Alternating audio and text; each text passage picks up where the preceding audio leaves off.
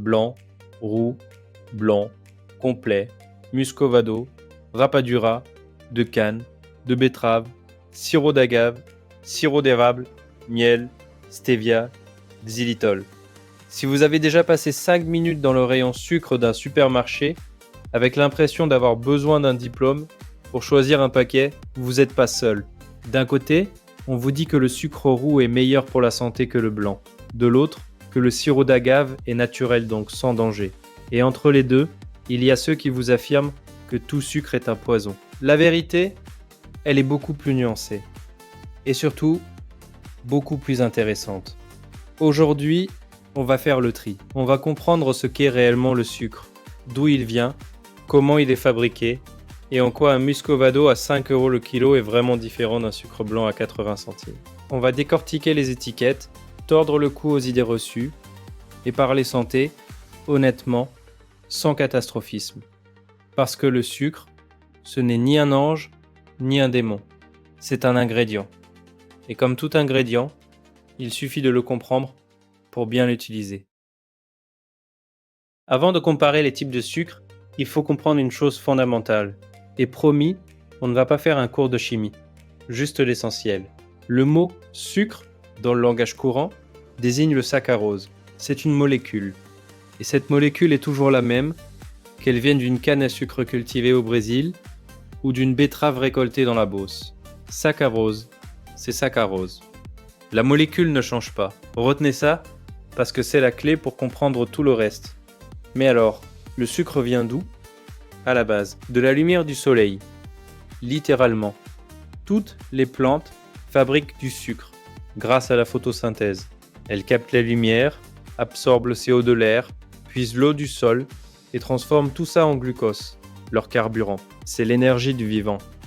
Sauf que certaines plantes stockent ce sucre en grande quantité. Et deux d'entre elles le font tellement bien que l'humanité a décidé de les cultiver massivement. La canne à sucre et la betterave sucrière. La canne à sucre, c'est une grande herbe tropicale qui peut atteindre 6 mètres de haut. Elle concentre son sucre dans sa tige. La betterave sucrière, c'est une grosse racine blanche, pas la rouge qu'on met en salade, qui pousse dans les climats tempérés. Elle stocke son sucre dans sa chair. Deux plantes radicalement différentes, deux continents, deux histoires. Mais au bout du processus, la même molécule.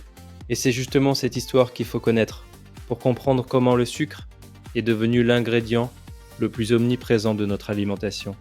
L'histoire du sucre est une histoire de pouvoir, de conquête et d'argent. Et elle commence il y a très longtemps. Les premières traces de canne à sucre cultivée remontent à environ 8000 ans avant notre ère, en Nouvelle-Guinée. De là, elle voyage vers l'Inde, où les habitants apprennent à extraire le jus de la canne et à le cristalliser. Le mot sucre vient d'ailleurs du sanskrit sharkara, qui signifie graine ou gravier. Les Indiens l'appelaient le sable doux. Quand les Perses envahissent l'Inde au 5e siècle, ils découvrent ce cristal et n'en reviennent pas. Ils l'appellent le roseau qui donne du miel sans abeilles. Puis ce sont les Arabes qui perfectionnent le raffinage et répandent la culture de la canne tout autour de la Méditerranée, en Égypte, au Maroc, en Espagne. Au Moyen Âge, le sucre arrive en Europe et il est extrêmement cher. On le vend chez les apothicaires au même titre que les épices rares. Il coûte aussi cher que le poivre, parfois plus. Les riches s'en servent pour montrer leur statut social. En Angleterre, la reine Élisabeth Ier en consomme tellement que ses dents noircissent. Et à la cour, avoir les dents noires devient un signe de richesse. Le monde à l'envers. Puis vient le chapitre le plus sombre. Au XVIe siècle, les puissances coloniales européennes, Portugal, Espagne, France, Angleterre, développent des plantations de canne à sucre massives dans les Caraïbes et au Brésil. Et pour les faire tourner, elles déportent des millions d'Africains réduits en esclavage. Le sucre est au cœur du commerce triangulaire. Chaque grain de sucre qui arrive sur les tables européennes est littéralement taché de sang. C'est une réalité historique qu'on ne peut pas ignorer. Le sucre tel qu'on le connaît aujourd'hui, son abondance, son faible coût, sont le résultat direct de siècles d'exploitation humaine. Et puis, un tournant inattendu. En 1806, Napoléon impose un blocus continental contre l'Angleterre. Plus de sucre de canne des colonies. L'Europe est en panique sucrière. C'est alors qu'un chimiste allemand, Andreas Marggraf, redécouvre une idée ancienne. Extraire le sucre de la betterave. Napoléon investit massivement. En quelques années, des centaines de sucreries poussent en France, en Allemagne, en Pologne. La betterave sucrière sauve l'Europe du manque. Et aujourd'hui encore, elle représente environ 20% de la production mondiale de sucre. En France, elle en représente la quasi-totalité. Quand vous achetez du sucre blanc, premier prix dans un supermarché français, c'est presque toujours du sucre de betterave. En un siècle, le sucre est passé d'un luxe réservé aux rois à un produit si banal qu'on ne pense même plus à sa présence. Et c'est peut-être là que les problèmes commencent.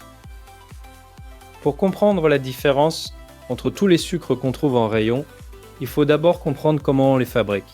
Et les deux filières, canne et betterave, suivent des chemins similaires mais pas identiques. Commençons par la canne à sucre.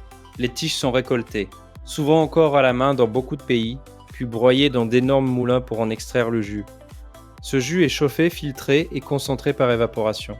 On obtient un sirop épais qui est ensuite mis en cristallisation. Les cristaux sont séparés du liquide restant grâce à des centrifugeuses, des machines qui tournent à très grande vitesse.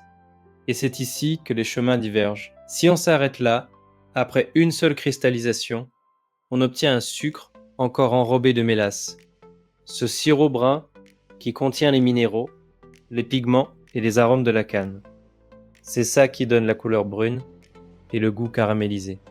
Ce sucre, peu ou pas raffiné, c'est ce qu'on appelle le sucre complet, le rapadura, ou le muscovado selon son origine. En revanche, si on purifie davantage, si on lave les cristaux, si on les recristallise plusieurs fois pour éliminer toute trace de mélasse, on obtient du saccharose pur à 99,9%. Blanc, neutre, uniforme. C'est le sucre blanc de canne raffiné. Côté betterave, le principe est le même. On extrait le jus, on le purifie, on le cristallise. Mais il y a une différence majeure. La mélasse de betterave a un goût désagréable. Terreux, amer, pas du tout caramélisé. Impossible de la laisser sur le cristal. Résultat, le sucre de betterave est toujours raffiné. Il est blanc par nature, pas par choix. Il n'existe pas de sucre complet de betterave parce que personne n'en voudrait. Et c'est là qu'arrive la première grande idée reçue à déconstruire. Quand vous voyez du sucre blanc en France, ce n'est pas un sucre blanchi chimiquement ou dénaturé. C'est simplement du sucre de betterave, naturellement blanc, après cristallisation. Aucun agent de blanchiment, aucun produit chimique ajouté. Juste du saccharose pur. Alors, est-ce que raffiné veut dire mauvais ? Pas exactement. Ça veut simplement dire purifié. On a enlevé tout ce qui n'était pas du saccharose. La question, c'est est-ce que ce qu'on a enlevé avait de la valeur ? On y reviendra. C'est le moment de tout poser à plat. On prend les sucres un par un et on regarde ce qui les distingue vraiment. Le sucre blanc, saccharose pur à 99,9%. En France, il vient quasi exclusivement de la betterave. Goût neutre, pouvoir sucrant de référence, c'est lui qui sert d'étalon. Pas de minéraux significatifs, pas de vitamines. C'est de l'énergie pure et rien d'autre. Et ce n'est pas une critique. En pâtisserie, cette neutralité est souvent exactement ce qu'on recherche. On ne veut pas qu'un sucre impose son goût dans une meringue ou un sirop. Le sucre blond ou cassonade. Attention ici, il faut être vigilant.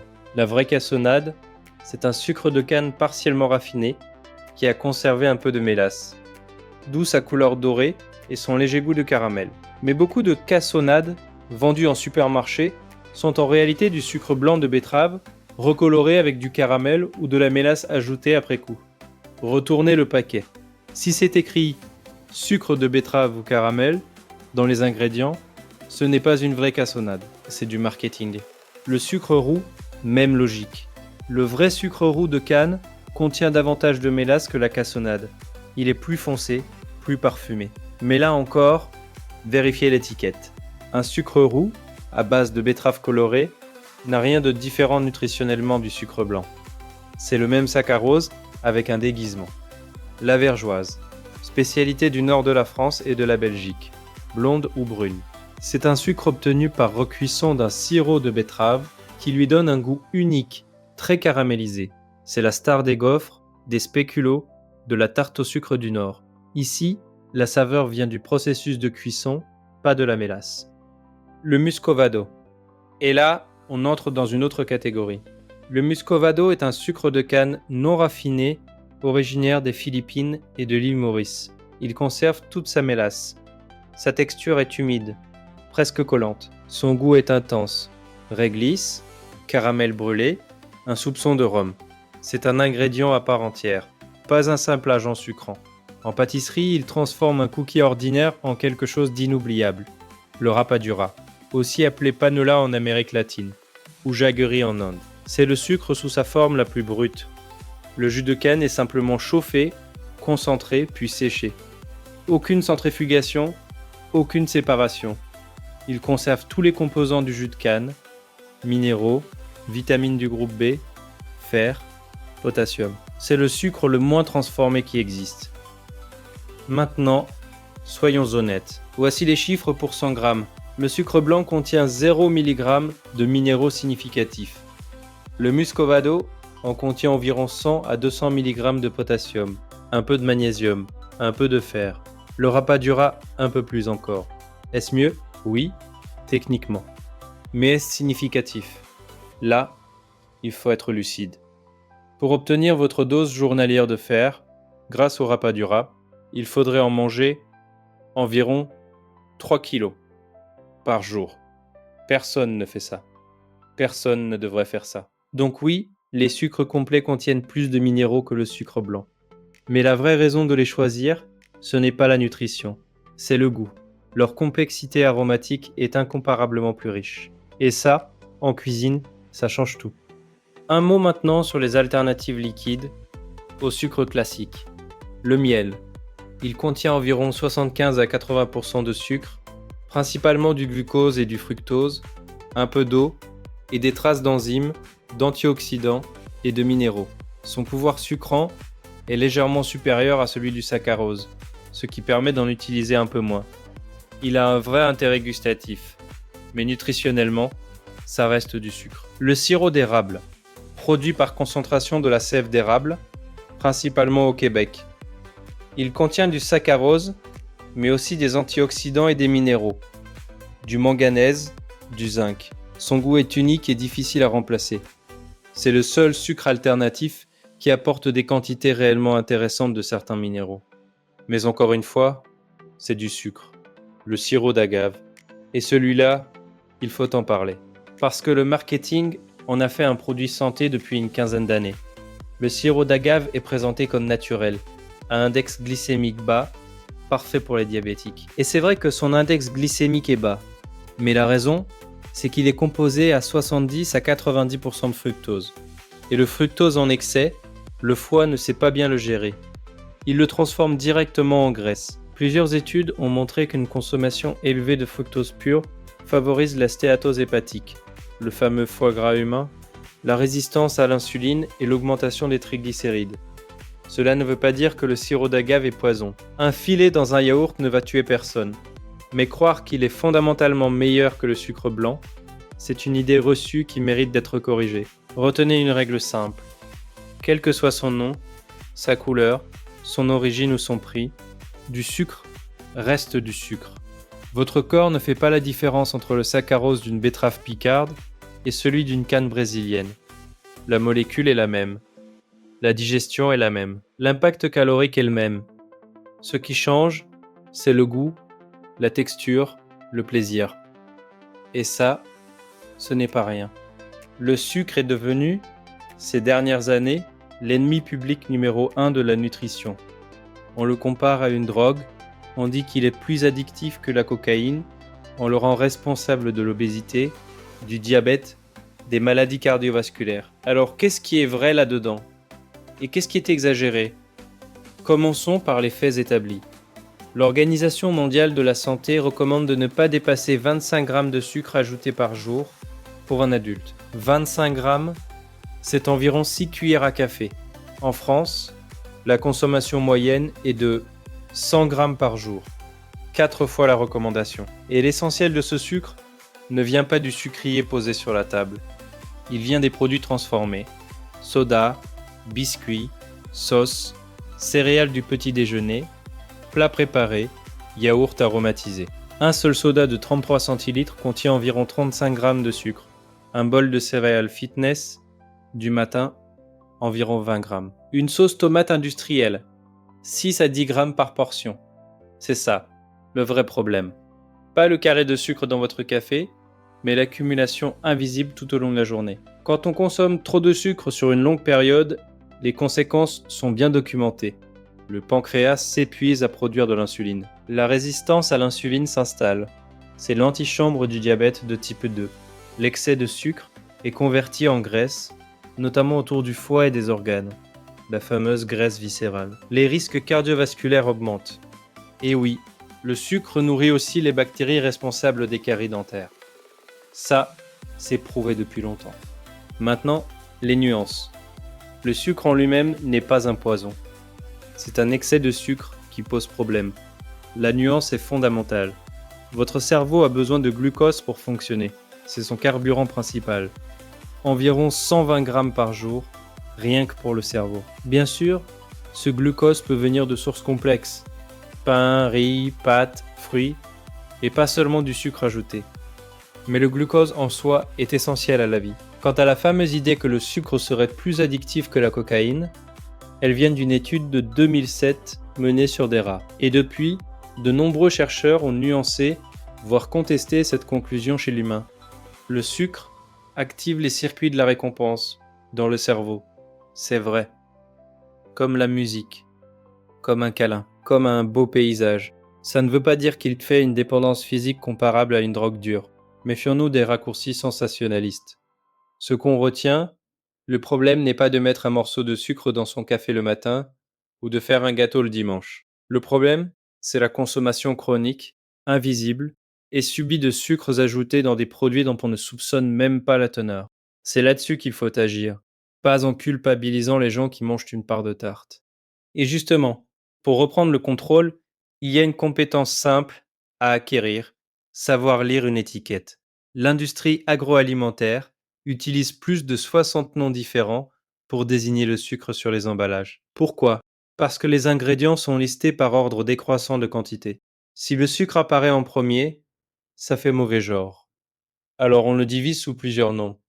Sirop de glucose, dextrose, fructose, maltodextrine, sirop de glucose-fructose, sucre inverti, concentré de jus de fruits, pour que chacun apparaisse plus bas dans la liste. Malin. Le réflexe à adopter, c'est simple. Regardez la ligne dont sucre dans le tableau nutritionnel. C'est le chiffre qui compte vraiment. Au-delà de 10 grammes de sucre pour 100 grammes de produit, considérez que c'est un produit sucré, même si c'est une sauce, même si c'est du jambon, même si c'est un plat allégé. Et méfiez-vous particulièrement des mentions sans sucre ajouté. Ça ne veut pas dire sans sucre. Un jus de fruits sans sucre ajouté contient quand même 10 à 12 grammes de sucre naturel par verre. Légalement exact. Pratiquement trompeur. On ne vous demande pas de devenir obsessionnel. Juste curieux. Retournez les paquets de temps en temps, et vous serez surpris de ce que vous y trouverez. Parlons maintenant de ce qui nous rassemble ici, la cuisine. Parce que le sucre, en pâtisserie, n'est pas qu'un agent sucrant. C'est un outil technique aux multiples fonctions. Et les comprendre, c'est devenir un meilleur cuisinier. Première fonction, la structure. Dans une meringue, le sucre stabilise les blancs en neige et leur donne leur tenue. Sans lui, votre meringue retombe. Dans un biscuit, il contribue à la texture, croustillante ou moelleuse, selon la quantité et le type utilisé. Remplacer le sucre dans une recette de pâtisserie, ce n'est pas juste changer le goût, c'est modifier la physique du gâteau. Deuxième fonction, la coloration. Cette belle croûte dorée sur votre cake, ce n'est pas la farine qui la donne. C'est la caramélisation du sucre et la réaction de Maillard. Sans sucre, pas de brunissage, pas de couleur, pas d'arôme torréfié. Troisième fonction, la conservation. Le sucre est un conservateur naturel. Il capture l'eau libre dans les aliments, empêchant les bactéries de se développer. C'est pour ça qu'une confiture se garde des mois. C'est pour ça que les fruits confits existent depuis le Moyen Âge. Le sucre ne tue pas les microbes, il les affame. Quatrième fonction, la texture. En glace, le sucre abaisse le point de congélation, ce qui empêche la formation de gros cristaux, et donne un résultat onctueux. En confiserie, selon la température à laquelle on cuit le sucre, du petit filet à 100 degrés au caramel à 180 degrés, on obtient des textures radicalement différentes. Sirop, fondant, nougat, caramel mou, caramel dur, sucre soufflé. Et chaque type de sucre a son usage idéal. Le sucre blanc, neutre et régulier, est parfait pour les meringues, les sirops et les pâtisseries où l'on veut la pureté du goût des autres ingrédients. La cassonade apporte une note chaude dans les crumbles, les cookies, les compotes. Le muscovado est spectaculaire dans les cookies, les brownies, les caramels au beurre salé ou simplement saupoudrés sur un porridge. Il donne une profondeur que le sucre blanc ne peut tout simplement pas offrir. Le rapadura, au goût de miel et de réglisse légère, se glisse dans les pâtes à crêpes, les gâteaux rustiques, les vinaigrettes sucrées salées. Le sucre glace, du sucre blanc broyé très finement, souvent additionné d'amidon, est indispensable pour les glaçages lisses, les macarons et les décors. Et le sucre perlé, ces gros grains qui ne fondent pas à la cuisson, c'est le secret des gaufres liégeoises, ces poches de croquants caramélisés dans une pâte moelleuse. Le bon sucre au bon endroit. C'est aussi simple que ça. On ne peut pas terminer sans parler d'écologie, parce que le sucre, comme le chocolat, comme le café, a un impact sur la planète. La canne à sucre est la culture la plus récoltée au monde en tonnage. Plus de 1,9 milliard de tonnes par an. Au Brésil, premier producteur mondial, la culture de la canne est associée à la déforestation, à l'usage intensif de pesticides et à l'appauvrissement des sols. Dans certaines régions, on brûle encore les champs avant la récolte, pour faciliter le travail. Une pratique qui libère d'énormes quantités de CO2 et de particules fines.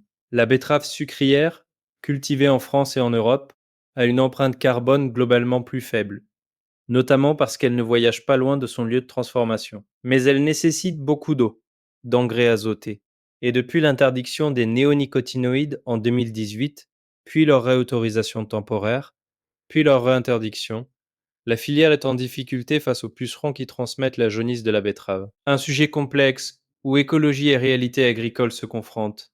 Le conseil le plus simple: si vous êtes en France, le sucre de betterave français reste le choix le plus local et le moins transporté. Si vous optez pour un sucre de canne, Muscovado, Rapadura, privilégiez les labels commerce équitable qui garantissent une rémunération décente aux producteurs et des pratiques agricoles plus respectueuses. Avant de conclure, quelques faits qui valent le détour. 1. Si vous réunissiez toute la production mondiale de sucre d'une année, environ 180 millions de tonnes, vous pourriez remplir 72 000 piscines olympiques de sucre. 2. La France est le premier producteur européen de sucre et le 8e mondial grâce à la betterave. Les régions Hauts-de-France et Île-de-France concentrent l'essentiel de la production.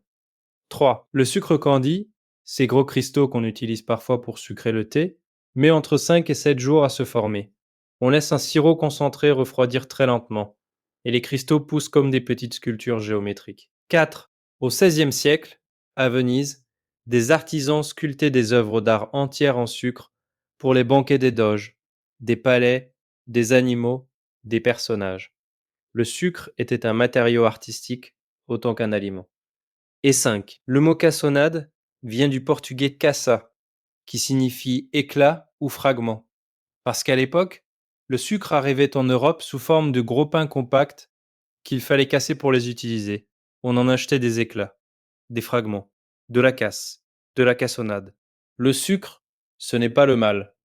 Et ce n'est pas non plus un aliment miracle. C'est un ingrédient, le plus ancien exhausteur de plaisir de l'humanité. Une molécule simple qui a déclenché des guerres, construit des empires, nourri des révolutions industrielles et qui, chaque jour, apporte un peu de douceur à des milliards de personnes.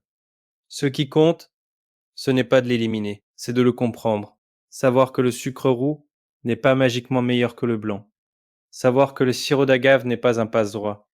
Savoir que le muscovado ne guérit de rien, mais qu'il transforme un cookie en chef-d'œuvre. Savoir que l'ennemi, ce n'est pas le carré que vous croquez en fin de repas, mais les 30 grammes invisibles cachés dans votre canette de soda. Savoir, pour choisir en conscience, et continuer à se faire plaisir. Dites-moi en commentaire, quel sucre utilisez-vous au quotidien? Et est-ce que cette vidéo a changé votre regard sur l'un d'entre eux? Si vous voulez comprendre un autre ingrédient essentiel de la pâtisserie, je vous retrouve dans la prochaine vidéo où on parlera d'un aliment encore plus ancien que le sucre et qui a lui aussi une histoire absolument fascinante. Un grain de savoir par jour et vous ne verrez plus jamais votre cuisine de la même façon.